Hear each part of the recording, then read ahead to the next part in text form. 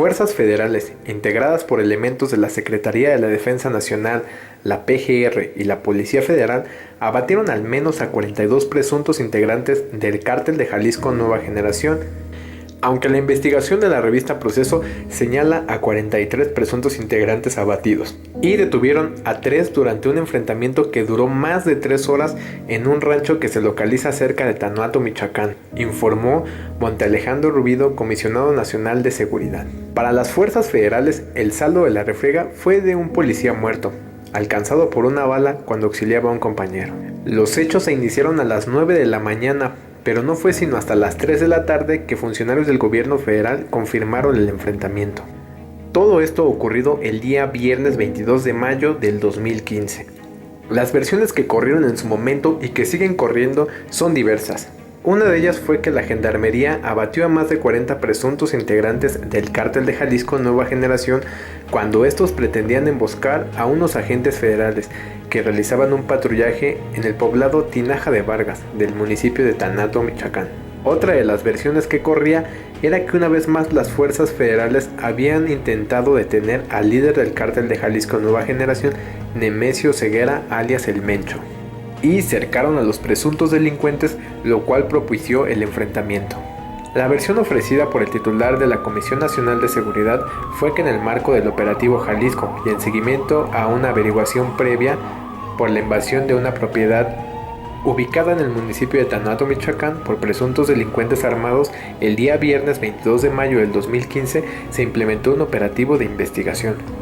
Justo al aproximarse al predio, personas armadas dentro de un vehículo comenzaron a dispararle a las fuerzas federales.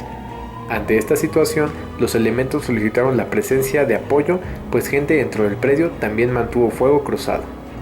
Este enfrentamiento entre fuerzas federales y el Cártel de Jalisco Nueva Generación no es nuevo. Sin duda alguna, este ha sido uno de los cárteles que durante el mandato de Enrique Peña Nieto ha demostrado la ineficiencia del gobierno ante una estrategia en contra de los grupos del crimen organizado y para brindarle seguridad a la población en general. Recordemos que no es el primer enfrentamiento. El 19 de marzo de este año, cuando elementos de la división de la Gendarmería de la Policía Federal fueron emboscados en el municipio de Ocotlán, Jalisco, cuando realizaban un patrullaje en una zona industrial. En estos hechos murieron 5 uniformados y 6 civiles. Presuntamente fue una de las ocasiones en la cual las autoridades federales estuvieron a punto de aprender a Nemesio Ceguera El Mencho. El 7 de abril, 15 policías de Jalisco fueron asesinados en una emboscada por miembros del Cártel de Jalisco Nueva Generación en el kilómetro 56 de la carretera Mascota-Puerto Vallarta.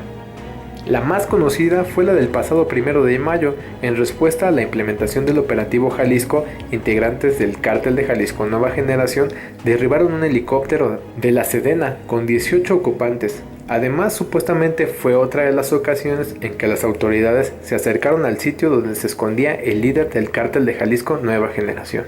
A este grupo delictivo también se le suma la muerte de algunos funcionarios como el alcalde de Tanato, Gustavo Garibay, el secretario general del ayuntamiento, Pedro Córdoba. Inclusive algunos funcionarios federales señalaron que el Cártel de Jalisco Nueva Generación estaría relacionado con la muerte del candidato de Morena a la alcaldía de Yuyerecuaro, Enrique Hernández, el ex autodefensa. El municipio de Tanato, Michoacán, se localiza cerca de la zona donde en 2014 se localizaron 37 fosas clandestinas, donde se exhumaron los restos de más de 40 personas que fueron privadas de la vida por el Cártel de Jalisco Nueva Generación. Estas son algunas de sus cartas. A todo lo acontecido en esta nueva masacre, es inevitable no retroceder el tiempo y pensar en el caso Tlatlaya y el tema de las ejecuciones extrajudiciales. Y es que se abren varias preguntas. ¿Por qué las fuerzas federales no detienen a los presuntos delincuentes en lugar de asesinarlos? ¿Por qué las bajas de las fuerzas federales son mínimas en una guerra en la que ambos bandos cuentan con armas y entrenamiento sofisticado? Si quisiéramos demostrar cómo el gobierno federal ha sido superado por los grupos del crimen organizado, el Cártel de Jalisco Nueva Generación sería el mejor ejemplo, y aún más lo sería si quisiéramos demostrar la farsa o la poca importancia que tuvo la acción de detener al Chapo Guzmán o a Servando Gómez La Tuta. ¿Por qué menciono esto? Pues bien, ambos capos fueron detenidos sin resistencia alguna, sin un solo disparo. Y aquí la respuesta del Cártel de Jalisco Nueva Generación, cuando presuntamente se ha tratado de detener a su líder, ha sido muy fuerte. Bloqueos, quema de comercios, tan solo el derribar un helicóptero del ejército habla de su reacción. ¿Acaso no se hubiera esperado la misma reacción de gente del Chapo o de la Tuta? Ahora, habitantes de la comunidad Puerta de Vargas, cerca de Tanato, vieron cómo la policía comenzó el operativo en el Rancho El Sol y aseguran que la mayoría de los disparos se realizaron desde un helicóptero. Un testigo afirmó en una nota que publicó Animal Político que él estaba viendo cómo desde un helicóptero los policías acabaron con todos. Yo estaba viendo todo y vi cómo desde un helicóptero que traían los policías los acabaron a todos. Los del rancho no tuvieron oportunidad de defenderse mucho. Esto narró un testigo al portal Animal Político. Y las especulaciones se presentan en diversas versiones, las cuales señalan que estas ejecuciones estarían relacionadas con una posible venganza por el derribe del helicóptero de la Sedena semanas atrás. Aunque quedan un poco inconcisas, ya que el helicóptero derribado era del ejército y quienes masacraron a los 42 presuntos delincuentes fueron la Policía Federal. También existe una contradicción entre las primeras versiones y las últimas, ya que se habla de un simple patrullaje que terminó en una persecución y posteriormente en el enfrentamiento. Pero las versiones de los testigos hablan de un operativo ya bien orquestado, dando a entender que las fuerzas federales conocían bien el lugar al que iban y a qué iban. Por otro lado, existe la versión de que se iba por el líder del Cártel de Jalisco Nueva Generación. Falta ver bien las declaraciones de los únicos 3 sobrevivientes que fueron capturados. También sería pertinente hacer mención de que el senador Alejandro Encinas, integrante de la Comisión Bicameral de Seguridad Nacional, demandó al gobierno federal aclarar de inmediato lo que realmente sucedió en Tanato, Michoacán, ya que podría tratarse de un nuevo caso Tlatlaya, donde los presuntos delincuentes no murieron en un enfrentamiento, sino que en realidad fueron ejecutados por las fuerzas federales. Encinas resaltó que de entrada hay varias contradicciones sobre el lugar preciso del rancho. Si esto se llegara a tratar no de ejecuciones extrajudiciales, sino de enfrentamientos cada vez más visibles entre el Cártel de Jalisco Nueva Generación y las fuerzas federales, esto quiere decir que el grupo delictivo está dejando un mensaje muy claro y sobre todo que no le tiene miedo a enfrentarse a los grupos de seguridad del gobierno.